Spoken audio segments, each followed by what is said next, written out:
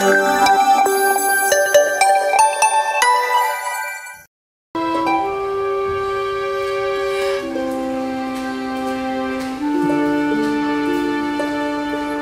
ka talagang kwentang ama. Kung ayaw mo sa kanya, ako lang ang tatay niya. Feel na feel mo talaga maging tatay nito eh, no? Oo naman. Napakaswerte na magulang ni Annalyn. Napakabuting bata niya.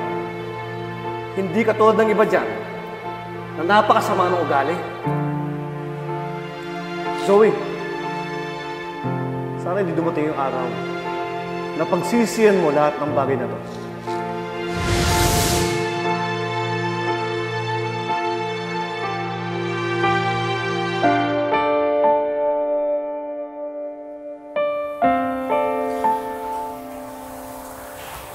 Zoe,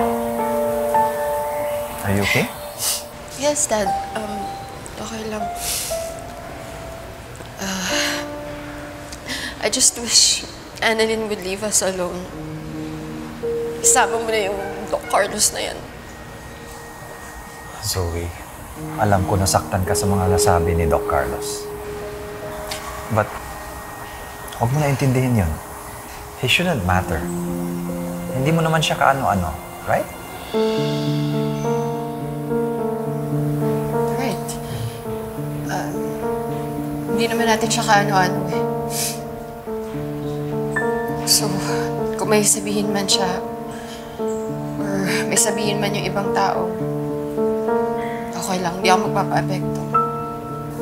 As long as kakampi kita, as long as naniniwala ka sa akin, I'm gonna be okay then.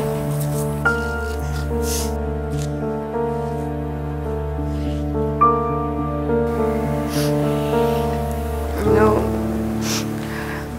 I don't need anybody else to love me. Kayo lang ni Mami yung kailangan ko. And I know everything's gonna be okay as long as you're there with me. Alam mo, kahit tawagin pa nila akong selfish, okay lang.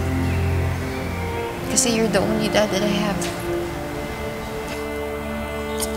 Zoe, kung magsalita ka, para naman aalis ako. I'm not going anywhere. Eh, kasi Dad, alam mo, ang dami ng instances na munti ka nang mawala sa amin. I don't want to lose you. I'm so thankful that you're my dad. I love you, Dad.